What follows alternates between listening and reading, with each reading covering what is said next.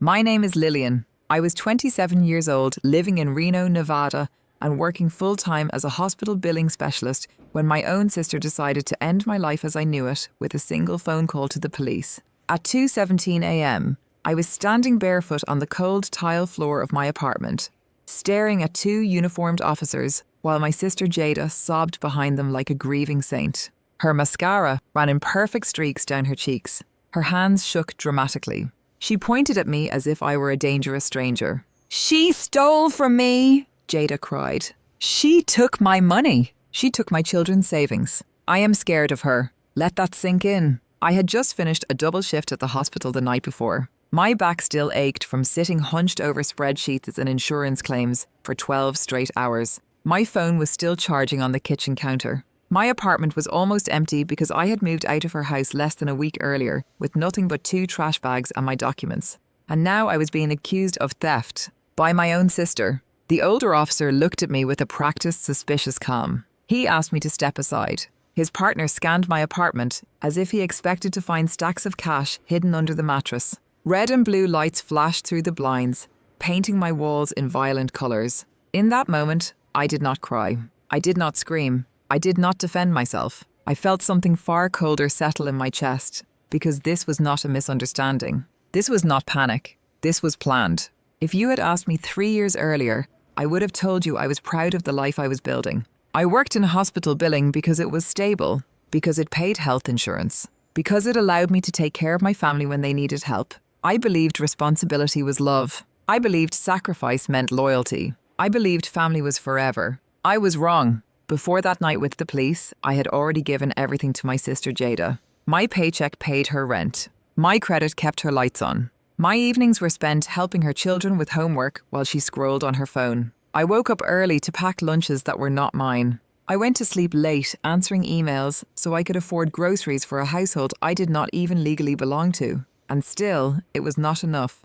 The night Jada called the police on me was not the beginning of the story. It was the final move in a long game I did not realize I was playing until it was almost too late. As the officer asked for my identification, my mind replayed the warning signs I had ignored. The strange credit alert emails, the missing mail, the way Jada watched me when I typed my passwords, the way Grandma Lorraine always reminded me that family money belongs to the family, even when that money came from my overtime. I handed the officer my driver's license with steady hands. "I did not steal anything," I said calmly. "And I can prove it." Jada let out a sharp sob behind him. Too sharp. Too rehearsed. "You always think you are better than us," she screamed suddenly, dropping the victim act. "You think, because you have a job and a degree, that you can just abandon us." Abandon. That word hit harder than the accusation. Because when I finally left her house, I did not leave out of anger. I left out of survival. I left because my credit score was collapsing. I left because my savings were gone. I left because I had discovered something on my financial records that made my hands shake so badly I had to sit on the kitchen floor to breathe.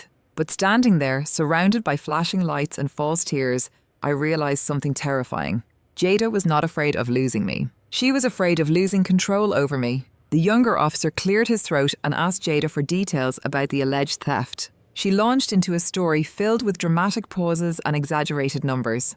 $10,000, jewelry, emergency savings for her children. None of it was true. And the most dangerous lie she told was the one where she claimed I had always handled the money. That was the moment I understood what she was trying to do. She was not just trying to scare me. She was trying to erase me. As the officer stepped further into my apartment, I felt an unexpected calm wash over me. Because while Jada believed tears were power, she had forgotten one thing. I worked with numbers for a living. I documented everything. And I had already stopped protecting her. What happened next did not just destroy my sister's lies. It exposed a crime. It triggered an investigation. And it forced every adult in my family to face consequences they had spent years avoiding. Before you decide whether I was cruel for what I did next, you need to understand how far they pushed me. Because when family turns you into a scapegoat, walking away is not betrayal. It is self-preservation. Before the police ever knocked on my door, before my name was spoken in the same sentence as the word theft, my life had already been quietly dismantled piece by piece inside my sister's house. Every weekday started the same way. My alarm rang at 4:45 a.m. sharp, long before the sun even considered rising over Reno. I would lie still for exactly 10 seconds, staring at the ceiling, calculating how much energy I could afford to spend that day without breaking. Then I rolled out of bed and stepped into a house that never felt like mine. The kitchen floor was always sticky. Juice spills that no one cleaned. Crumbs under the table. A sink full of dishes from the night before. I moved through it on autopilot, making coffee with one hand while packing lunches with the other. 3 lunch boxes. 3 different sets of preferences. No thank yous. Jada slept through all of it. Her bedroom door stayed closed. Locked. As if her children were noise she did not need to hear. I learned to move quietly because if I woke her up, the day would start with yelling instead of silence.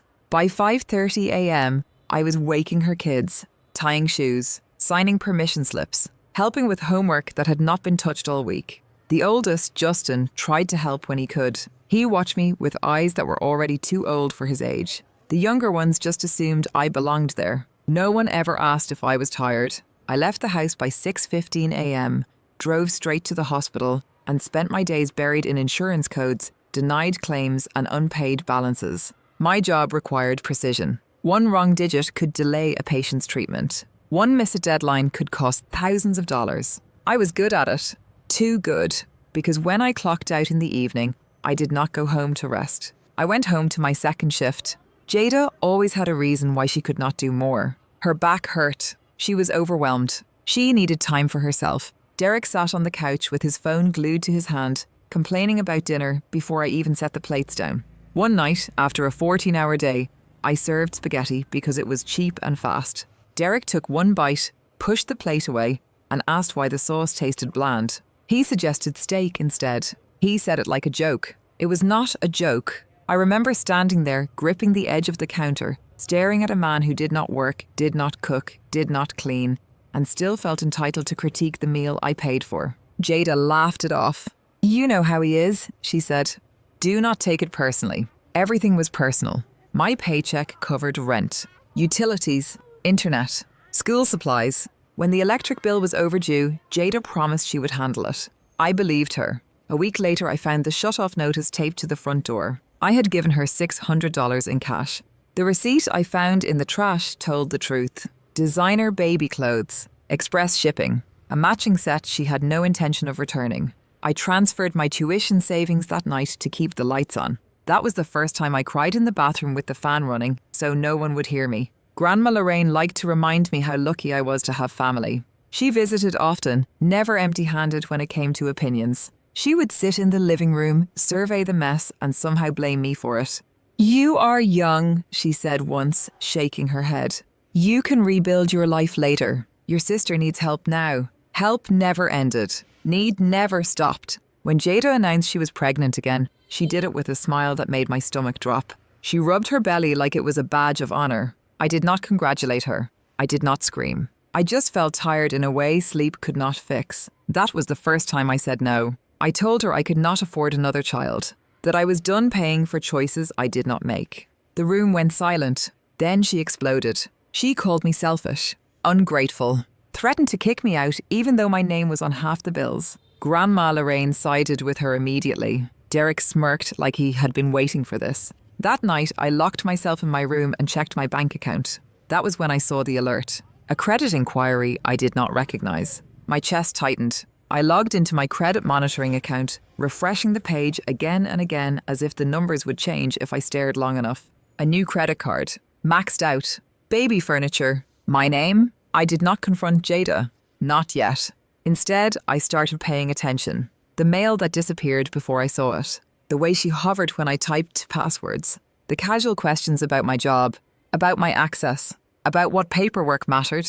Justin noticed before I did. One night, as I folded laundry, he sat beside me and asked why his mother always talked about money like it belonged to her. His voice was low. Careful. He told me he heard her on the phone with Grandma Lorraine, laughing about how I would not dare leave. That sentence followed me everywhere. I stopped sleeping. I started documenting. Screenshots, bank statements, emails. I froze my credit quietly. I opened a new checking account she did not know about. And then I planned my exit. I did not pack suitcases. I used trash bags so no one would notice. I waited until midnight. Justin helped me carry them to the car without a word. His hands shook. Mine did not. I moved into a small apartment across town. Bare, quiet, safe. For 4 days, the silence felt unreal. On the 5th night, the police knocked, and my sister stood behind them crying. The morning after I left my sister's house, I woke up expecting panic. Instead, I felt clarity. The apartment was quiet in a way I had never experienced before. No children yelling, no doors slamming, no Derek complaining about breakfast. The silence was almost frightening at first, like standing in a room after a storm has passed and realizing the roof is still intact. I made coffee slowly. I sat at the small table by the window. I opened my laptop. That was when the emails started coming in. Bank notifications, account alerts, payment confirmations I did not recognize. I scrolled through them with a tightening jaw, recognizing patterns I knew too well from my job. Unauthorized transactions rarely happened in isolation. They came in clusters. They told a story. And this story had my sister's fingerprints all over it. A credit card application approved under my name. A retail account opened with my social security number. Charges for baby furniture, expedited shipping, and essential items. Essential for whom? I did not call Jada. I did not text her. I did not confront her. That was the first mistake people expected me to make. Instead, I did what I had trained myself to do for years in hospital billing. I documented everything. Screenshots, dates, confirmation numbers, IP addresses. I called the credit bureaus and froze my credit while my voice stayed steady and my hands shook under the table. The woman on the phone asked if I suspected identity theft. Yes, I said. By a family member. There was a pause, then a softer voice. I am sorry, she said. That happens more often than you think. That sentence should have broken me. It did not. That afternoon, I went to a small coffee shop on the edge of town and met my friend Tessa. She worked as a paralegal and had watched my exhaustion build for months without fully understanding why. I laid my phone on the table between us and slid it toward her. She read in silence. Her expression changed halfway through. This is fraud, she said finally. Federal fraud. I stared into my cup. She is my sister. Tessa did not blink. She is a criminal. We spent the next 2 hours putting walls around my life. Disputes filed. Reports submitted. A timeline created. Every step felt surreal, like I was building a case against a stranger instead of someone who shared my blood. When I drove home that night, my phone buzzed.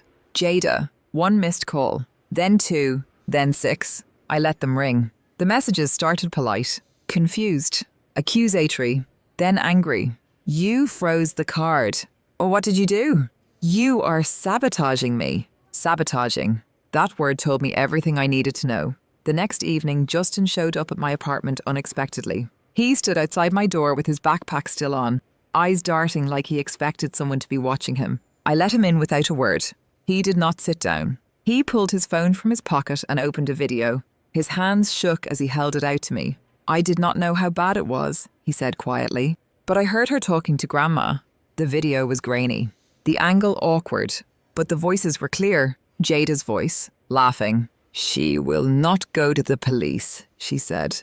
She is too scared. Worst case, I say she stole it. Who do you think they will believe? My chest went hollow. Justin swallowed hard. She said if you left, she would make you regret it. That night, I barely slept. 2 days later, my phone rang again. This time it was the police. They asked for my address. They asked if I was home. They asked me to stay calm. When the knock came, it was loud enough to rattle the door frame. I opened it slowly. 2 officers stood there, and behind them, Jada. She looked smaller than I remembered. Fragile, tear-streaked. A performance I had seen 100 times. She clutched her arms like she was afraid of me. She stole from me, she sobbed. She emptied my accounts. She took my kids' savings. I stepped aside and let the officers in. They asked questions. I answered them, slowly, clearly. I handed over my documentation in a neat folder. I showed them the frozen credit, the timestamps, the video. Jada's crying faltered when Justin stepped forward from the hallway. I recorded her, he said. His voice cracked, but he did not look at his mother. She hid the cards under her bed. The room went quiet. The older officer watched Jada carefully now, not with sympathy, with calculation. They left with her that night, not in handcuffs, not yet, but with a warning I knew carried weight. 48 hours later, Child Protective Services called. Then the bank. Then the fraud department. Everything unraveled quickly after that. Without my money, the house fell apart. Bills went unpaid. The electricity shut off. Derek disappeared in the middle of the night with whatever cash he could find. Grandma Lorraine stopped calling when she realized the narrative had flipped. Jada tried to reach me again. I did not answer, because by then I understood something she never did. Calling the police was supposed to scare me back into obedience. Instead, it opened the door to consequences. And the law does not care about family loyalty. The first thing that changed after the police left was the air. It was as if Reno itself finally stopped letting my sister hide behind the word family. For 3 days after that night, I tried to return to normal. I went to work. I answered emails. I corrected billing codes and appealed denied claims like I had not just stood barefoot in my own apartment being accused of theft by my sister. But normal was gone. The fraud department called twice. A case number was assigned. A woman with a calm, professional voice asked me questions that made my throat tighten. Did you ever authorize your sister to use your social security number? No. Did you provide her access to your banking information? No. Do you believe there are other accounts she opened that you have not discovered yet? Yes. I said yes without hesitation, because the more I looked back, the more I saw it. The missing mail, the casual questions, the way Jada would lean on the kitchen counter like she was bored while she watched me type my passwords. The way Grandma Lorraine always insisted I keep the family together, even when I was the only one holding it up. On the 4th day, I received the call that made my stomach drop harder than any credit alert.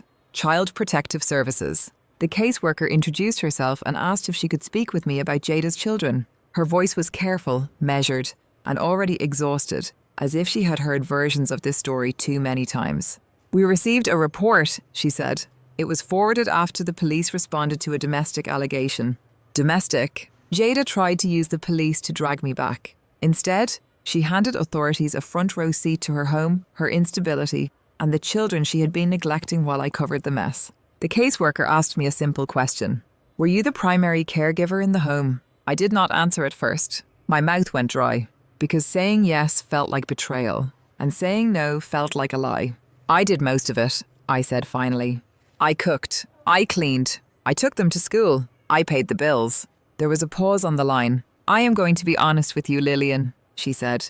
That is not unusual, but it is not sustainable. And it is not legal when the actual parents are refusing basic care. That night, Justin emailed me from a school computer. The subject line had no punctuation. She is losing it. I read the message twice, then a third time, because I could not believe how quickly everything had collapsed without me.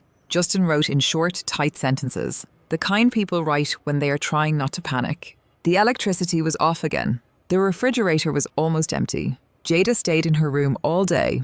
The younger kids asked for dinner, and she told them to eat cereal. Derek had not come home. At the bottom, he wrote one line that made my hands shake. She keeps saying this is your fault. On Friday, the caseworker visited the house unannounced. I was at my desk at the hospital when my phone buzzed with a voicemail notification. I did not listen to it immediately. I waited until my lunch break. I went outside. The winter air cut through my scrubs. The message was short. Lillian, this is CPS. I need to speak with you today. Please call me back. It is urgent. I sat in my car and stared at the dashboard. My breath fogged the windshield. My fingers hovered over the screen. I already knew what urgent meant. When I called back, the caseworker did not soften her words. The home is not safe, she said. There is mold. There is no power. There is little food. The children are not clean. One of the younger ones appears underweight. Your sister is uncooperative and emotionally volatile. I pressed my forehead against the steering wheel. Are they taking them?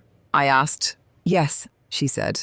We have an emergency hearing. We have to remove them unless a suitable placement is approved immediately. My heart kicked hard in my chest, not from fear for Jada, but for the children. For Justin, who had already become a second parent at 60. For the little ones who did not understand why adults kept failing them. I will show up, I said.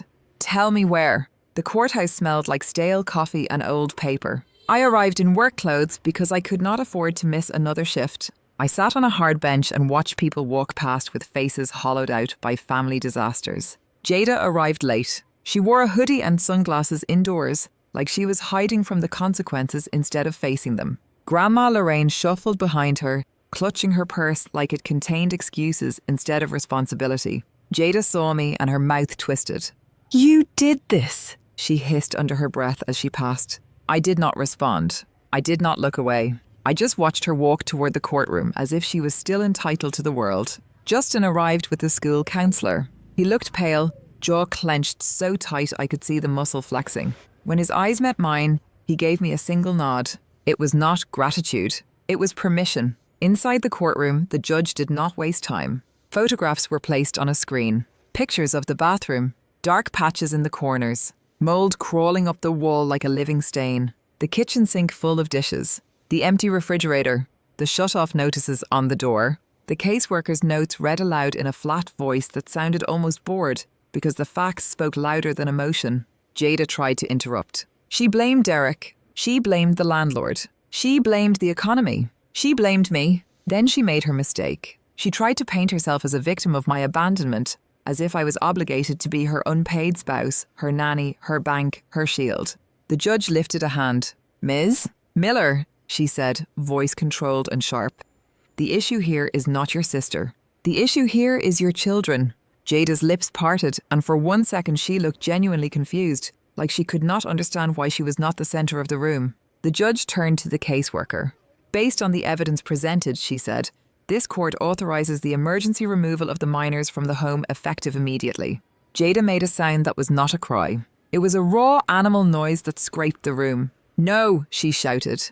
"No, you cannot. They are mine." The bailiff stepped closer. The judge did not flinch. "They are not property," she said, "and your behavior today supports the assessment that you are not stable." Jada whipped her head toward me, eyes wild behind the sunglasses. "You are going to pay for this," she spat. "I swear you will pay." The judge leaned forward slightly, her voice lower now. "Ms. Miller," she said, "you filed a police report alleging theft. We have evidence that report was false. That matter will be referred to the appropriate authorities." Jada froze. Grandma Lorraine's face drained of colour so fast it looked like someone pulled the plug on her pride. Justin's shoulders sagged like he had been holding his breath for years and finally exhaled. And I sat there, hands clasped in my lap, feeling something I did not expect. Not triumph. Relief. Because for the first time, it was not my job to hold this rotten structure together. The system was finally seeing what I had been hiding. Outside the courtroom, Jada lunged toward me. The bailiff intercepted her before she could grab my arm. She screamed my name like it was a curse. "Lillian, you cannot do this to me." I looked at her the way you look at a burning house you barely escaped. "I did not do this," I said quietly. "You did." As security guided her away, she kept yelling, promising revenge, promising ruin, promising that I would regret choosing myself. I did not answer, because the next part was not in her control anymore. And she did not know that the evidence I had saved would not just cost her custody. It would cost her freedom. 6 months after the emergency hearing, my life looked nothing like the one I had escaped. I no longer woke up before dawn with dread lodged in my chest. My apartment stayed quiet at night, not the tense silence of fear, but the peaceful kind that comes from knowing no one was waiting to take something from me. I moved to a larger place closer to work. Nothing fancy. Clean, bright, mine. At the hospital, my supervisor called me into her office one afternoon and closed the door. "We reviewed your performance," she said, sliding a folder across the desk. "You catch errors no one else sees. You protect patients from billing disasters before they happen." She offered me a promotion that day. Higher pay, better hours, stability. I accepted without hesitation, because for the first time in my adult life, my future belonged entirely to me. I did not hear directly from Jada again after the court date. Everything came through third parties. Police reports, case updates, quiet confirmations that the system was still moving forward without my involvement. The fraud investigation concluded quickly. The evidence was overwhelming. Unauthorized accounts, false statements, a police report filed in bad faith. The charge carried consequences Jada could not cry her way out of. Community service, court fines, mandatory counselling, a permanent mark on her record. She never apologized. Grandma Lorraine tried to call once. Her voice was smaller than I remembered.